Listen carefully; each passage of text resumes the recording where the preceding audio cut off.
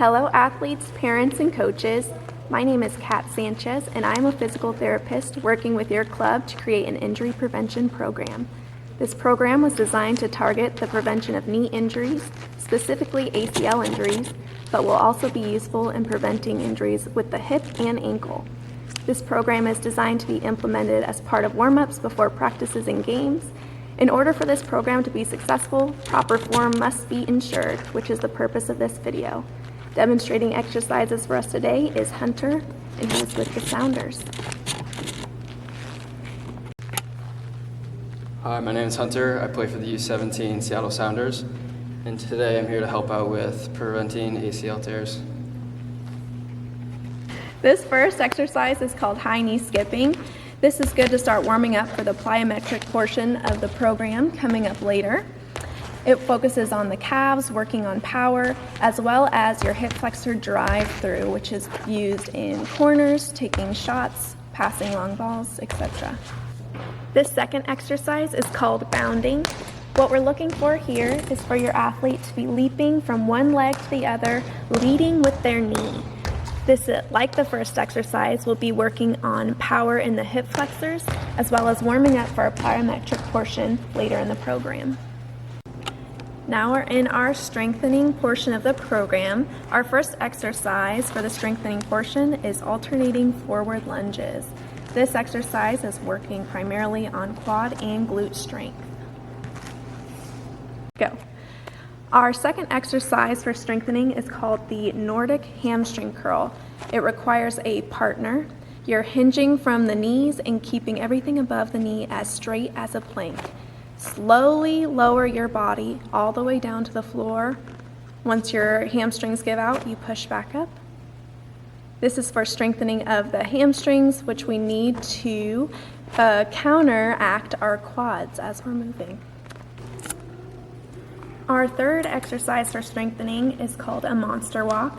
There are 4 different directions you can go with it. Hunter is doing 2 of the directions here, which is just side to side. This is important for strengthening our glute medius, which is our primary knee stabilizer. Next, he's moving to the forward and back directions. You'll notice how his toes are pointed forwards at all times and not deviating out to the side.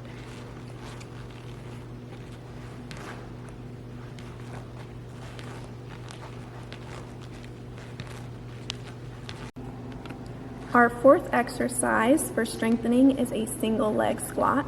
This may be intimidating for your players at first, but they can restrict their range of motion, so they do not have to go as far down as this. It is important for us to gain some confidence in single leg as well as get some single leg stability. We don't realize how much our athletes are depending on single leg stability during skilled movements, such as sprinting or cutting or driving. They're primarily bearing their weight on a single leg, so this is why this is important. Next, we're moving into our core stabilization. This is a plank known to many, but one thing we're going to add to our plank is a pelvic activation. So you are tucking your pelvis, so it's a squeezing of the glutes and a tightening of the core. We're going to be holding this for time.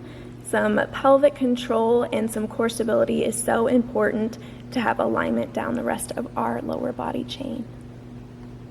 Our second core activation exercise is the basic sit-up.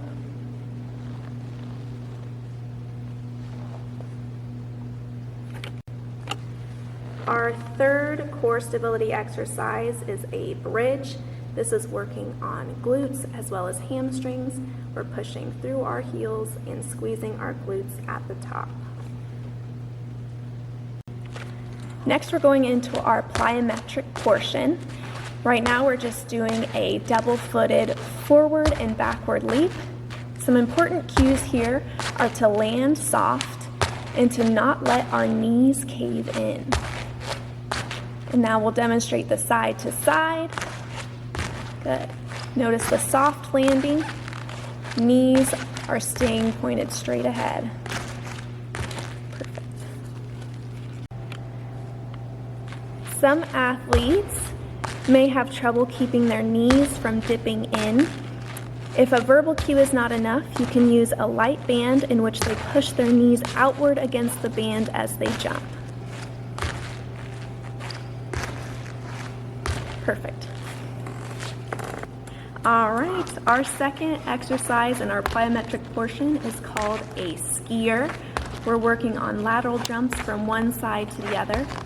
Think about making sure our knee stays in line with our second toe. There should be no caving in with our knee on landing or takeoff. So notice here a little dip when we take off.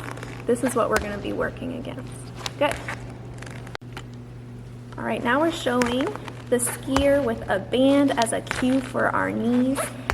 This band, we're trying to keep tension in at the whole time, so if our knees dip in, they'll become slack in the band. So we're fighting against that slack, keeping our knees strong and stable. Our last exercise of the program and the plyometric portion is single leg jumping forward and back. So what we're focusing on here, again, is that knee stability. Don't let your knee come in. Try and focus on soft, solid landing.